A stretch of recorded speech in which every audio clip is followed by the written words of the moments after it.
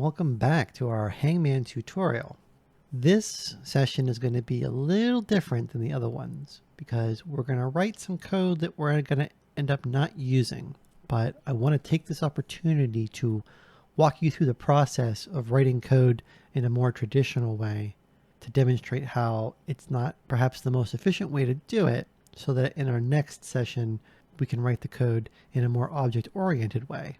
So let's go ahead and get started on our game class. Now, if you recall, in our main, the only method that we know for sure that we want is a start method. So let's go ahead and put our docstring in here, explain what we're doing.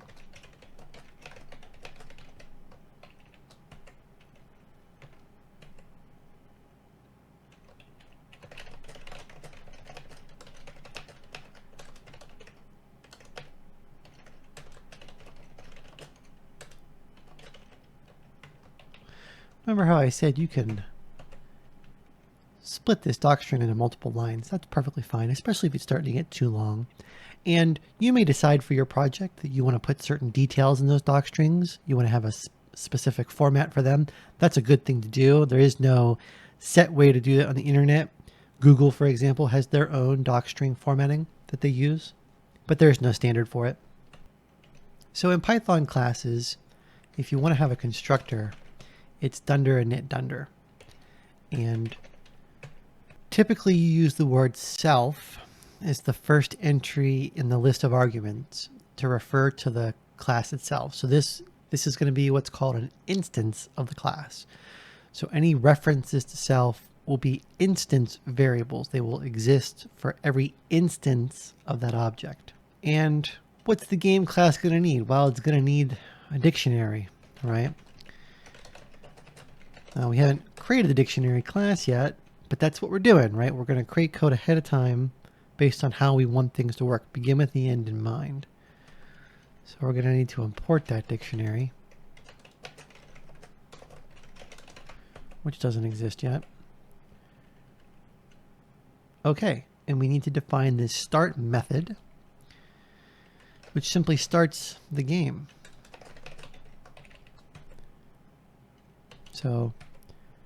So for now, this Hangman game will just play one instance, right? So we'll play one game and then we'll quit.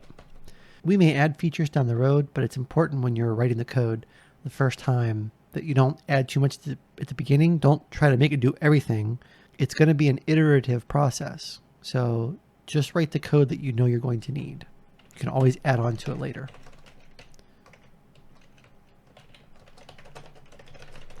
So game will simply play a single game of Hangman. And then one of the techniques I like to use, obviously this isn't necessary, but it works for me, is I like to use comments to kind of sketch out what the code's going to do, right? You think about a Hangman game, what kind of things are you going to need to do? You're going to have to track the number of incorrect guesses, right? You'll need to track the incorrectly guessed letters. You'll need to track the correct letters. You'll need to pick a word from the dictionary. And then you'll need to loop, right? You need to keep having the player guess. So we'll show the gallows and incorrect guesses. And we'll ask the player for a guess, and then we'll handle that guess. So we'll loop until the game is over. And then once the game's over, we'll display the results. Now this, you can tell right off the bat, is going to be a lot of code. And there's a very important principle in object-oriented design, and that is that you should only do one thing, right? Functions, methods, they should really only do one thing, and they should do them well. They should be short, and they should be concise. But for now, let's just walk through this as a process to see what kind of code would be involved if we were going to write it this way. So we're going to go ahead and create a variable here to track the number of incorrect guesses, or the number of guesses. Maybe a list for the incorrect letters. We got to track the correct letters. See, you should already be noticing that we're adding a lot of variables here, and that's a code smell. When you see a lot of variables in a method or function, that's a sign that perhaps your function or method is doing too much. Now, obviously 3 variables isn't the end of the world. It's just something to keep in mind. And that's something Pylint will point out to you as well. Pylint will trigger on too many variables in a class or method. So we've created this dictionary variable. This is an instance variable. Remember, it's using that self. That means it exists for this instance of this object, but it's private, right? Nobody outside this game class should be accessing it. Even though this class doesn't exist yet, I can still use it how I want to use it. That way, when I go to write the actual methods, I'll know which methods I need. In this case, I want a new word. So we'll just use get.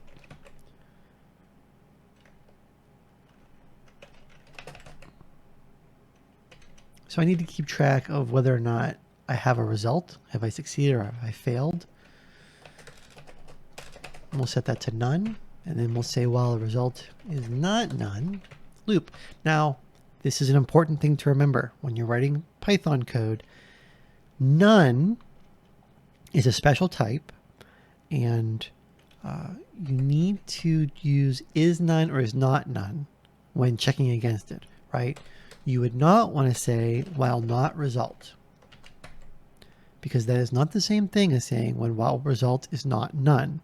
While not result will be successful if result is false, or if result is an empty list. Both of these are not true. Therefore, while not result will be successful. But what you really want to know is if result is not none, which is different. So while result is not none, well, first thing we do is we clear the screen. Now, we don't have that imported yet, so we need to go back to the top here.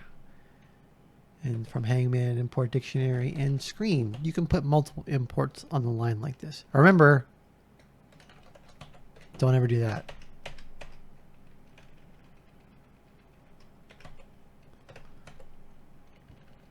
So we need to clear the screen and show the gallows. Remember, that's based on the number of incorrect letters.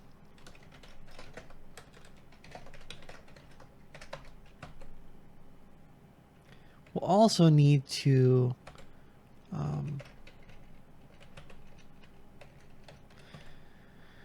show the masked word, right? The word where if they haven't guessed the letter yet, they're just underscores for perhaps, or if they have guessed the letter, we show that. I'm not sure how we're going to do that right away, so I'm going to skip over that one.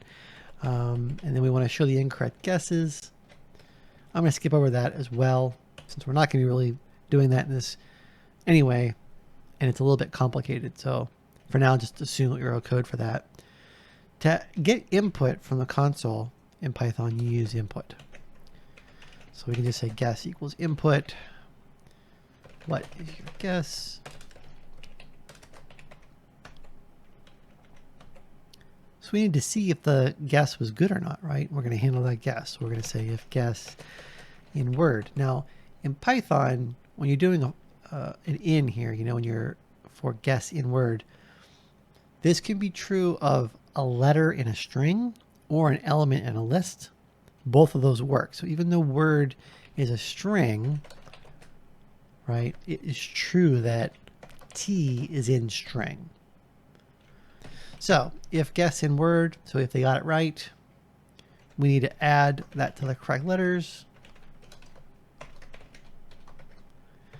Otherwise, add to the incorrect letters.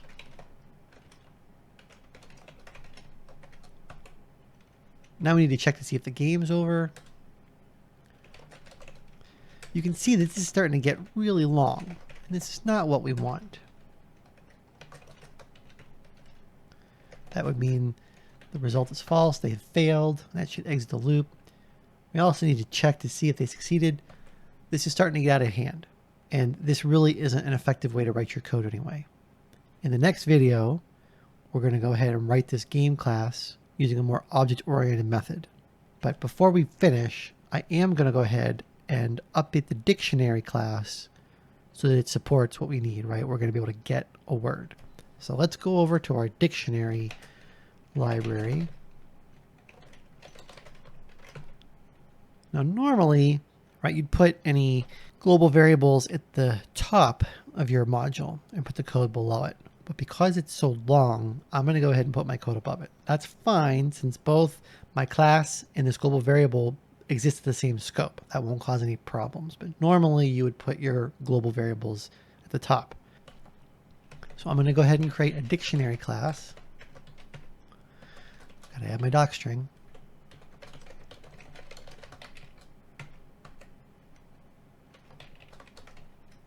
So what we're going to do, we're going to interface to a word list, and we want to support the ability to request a word, and we want to keep track of words that have already been used. So that we don't give the player the same word twice. So remember in Python, when you have a constructor, it's dunder init dunder, self. This first element in this list to refer to the instance of the variable, it doesn't have to be self, it could be anything, but self is the convention. You should always use self. So we want to allow the user to pass in a list of excluded words. Now here's an important lesson. This might be none, right? We might not have any excluded words. This might be a fresh game. This might, the user may never have played before. We want all the words. You might be tempted to do something like this. Default to an empty list. This is bad. This is bad because lists are mutable. And if you don't know what that means, please watch my video that talks about the difference between mutable and immutable objects. You never want to use mutable objects as your default values in a class, method, or function definition. And I will talk about why you don't want to do that in that same video about the mutable and the immutable. For now, just know that you should use none and then check to see if it's none. And again, if is none, don't do this.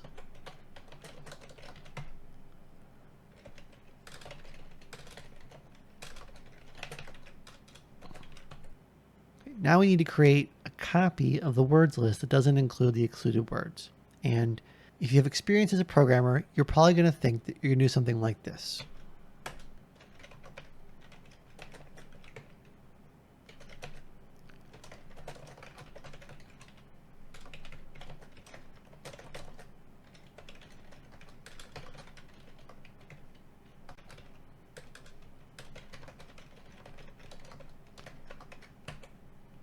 All right, let's take a look at this code for a second.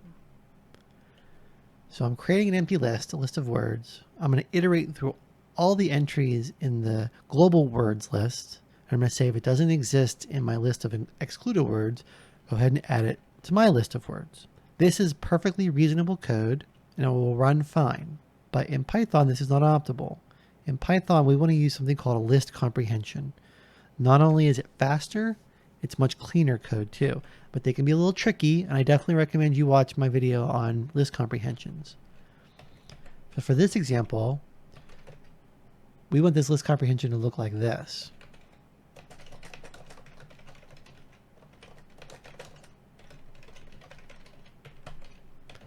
All on one line, just like that. Again, this will be much faster. It's much cleaner code. It's the way to go. So it is worth your time to learn how to do list comprehension. So now that we've got our own copy of a list of words, we want to offer the user that get method.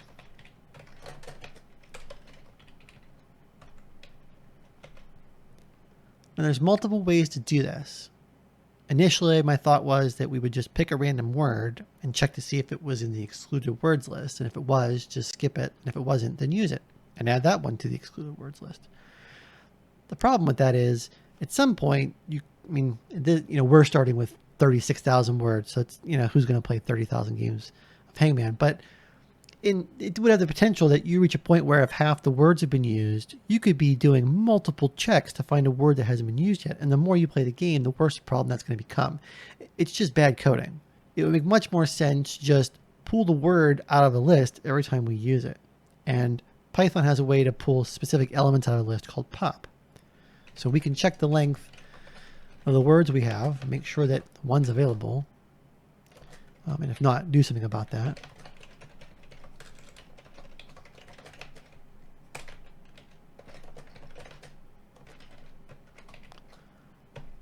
Otherwise, get a random number.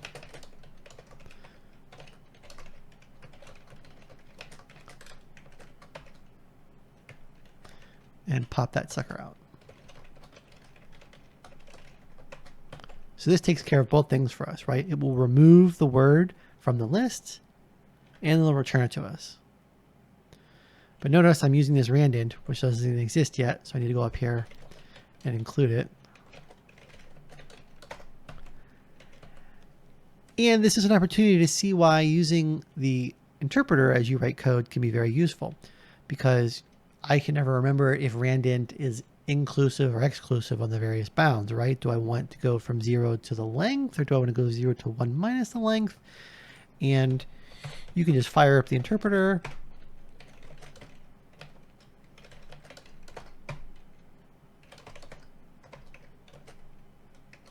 And fire a bunch of them off, right? Oops.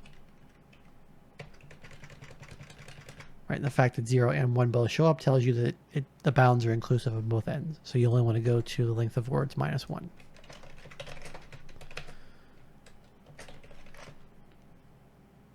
So the only thing we used a dictionary for was the get, and that function now exists.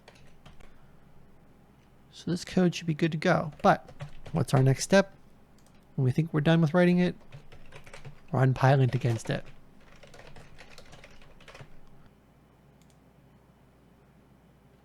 Now, if you're following along with me, you may have noticed that that Pylint took a long time. That's because it's got to read in that list and get all those words. And complained about it, right? Too many lines in the module, only by order of magnitude. We can't do anything about that. And this too few public methods, something to keep in mind when you're doing Pylint, it's just a suggestion, right? Ultimately, it's going to be up to your team, your code review, whether or not a Pylint finding is a problem or not. If it's fixable and it doesn't affect the fit or function of your code, you should fix it. But that doesn't necessarily mean it has to be fixed. We can't fix either of these things, so we're going to say our code's done.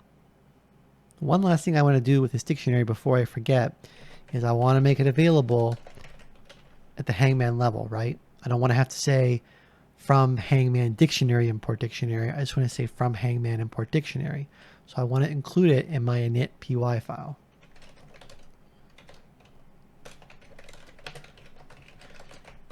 I prefer to keep my imports in alphabetical order. It's not necessary, but I also arrange my Skittles by color, so your mileage may vary.